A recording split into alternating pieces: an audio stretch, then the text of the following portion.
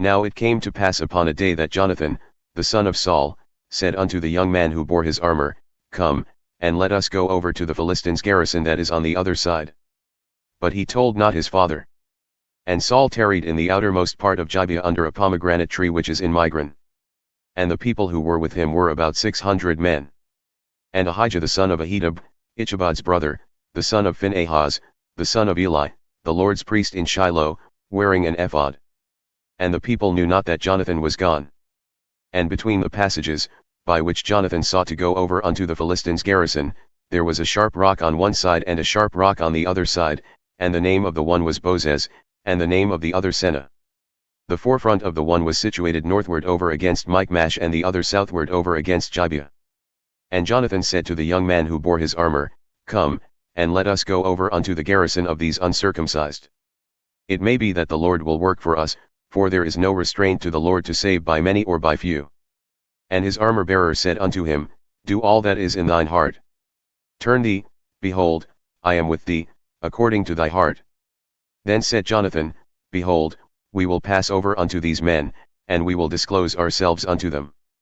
If they say thus unto us, Tarry until we come to you, then we will stand still in our place and will not go up unto them.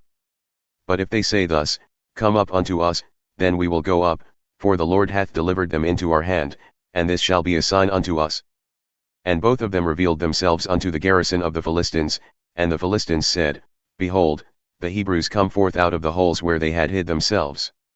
And the men of the garrison answered Jonathan and his armor-bearer, and said, Come up to us, and we will show you a thing.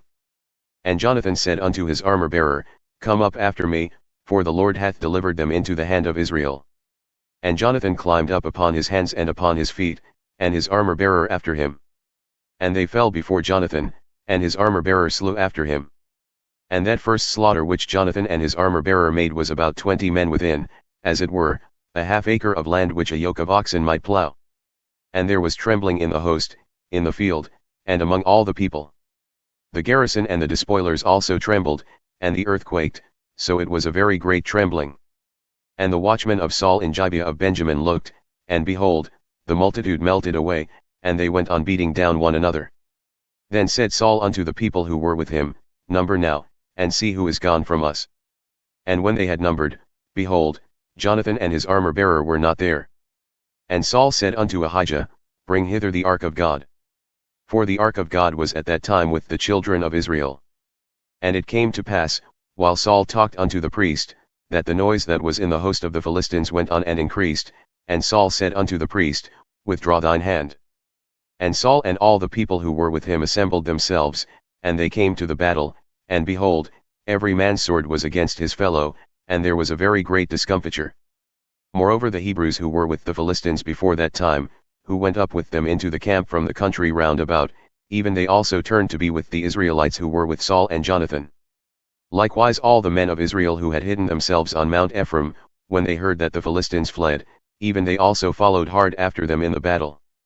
So the Lord saved Israel that day, and the battle passed over unto Bethaven. And the men of Israel were distressed that day, for Saul had adjured the people, saying, Cursed be the man who eateth any food until evening, that I may be avenged on mine enemies.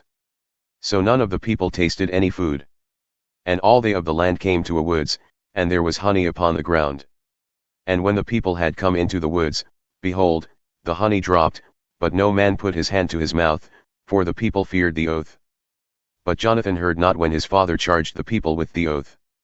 Therefore he put forth the end of the rod that was in his hand and dipped it in a honeycomb and put his hand to his mouth, and his eyes were enlightened.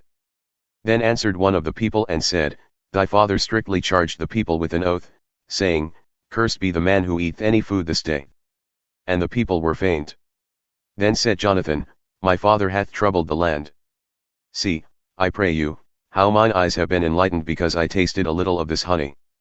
How much more, if perhaps the people had eaten freely today of the spoil of their enemies which they found. For would there not have been now a much greater slaughter among the Philistines?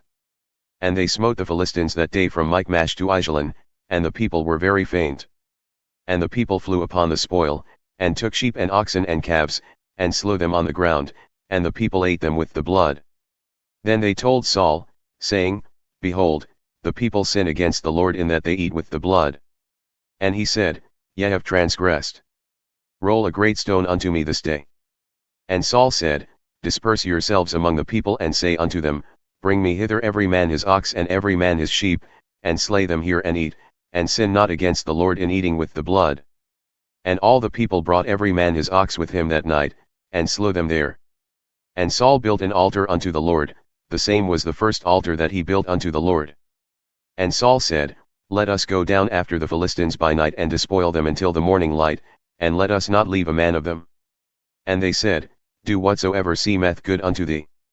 Then said the priest, Let us draw near hither unto God. And Saul asked counsel of God, Shall I go down after the Philistines? Wilt thou deliver them into the hand of Israel? But he answered him not that day. And Saul said, Draw ye near hither, all the chief of the people, and know and see wherein the sin hath been this day. For, as the Lord liveth who saveth Israel, though it be in Jonathan my son, he shall surely die. But there was not a man among all the people who answered him. Then said he unto all Israel, Be ye on one side, and I and Jonathan my son will be on the other side. And the people said unto Saul, Do what seemeth good unto thee. Therefore Saul said unto the Lord God of Israel, Give a perfect lot. And Saul and Jonathan were taken, but the people escaped. And Saul said, Cast lots between me and Jonathan my son. And Jonathan was taken. Then Saul said to Jonathan, Tell me what thou hast done. And Jonathan told him and said, I did but taste a little honey with the end of the rod that was in mine hand, and lo, I must die. And Saul answered, God do so and more also, for thou shalt surely die, Jonathan. And the people said unto Saul, Shall Jonathan die, who hath wrought this great salvation in Israel? God forbid.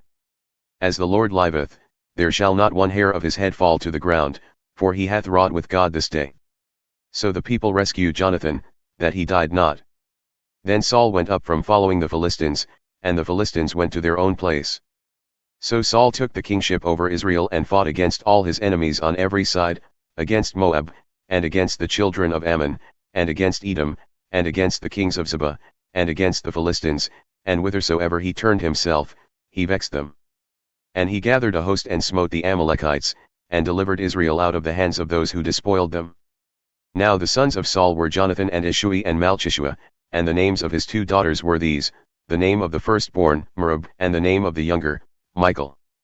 And the name of Saul's wife was Ahinoam, the daughter of Ahimaaz, and the name of the captain of his host was Abner, the son of Ner, Saul's uncle. And Kish was the father of Saul, and Ner the father of Abner was the son of Abil.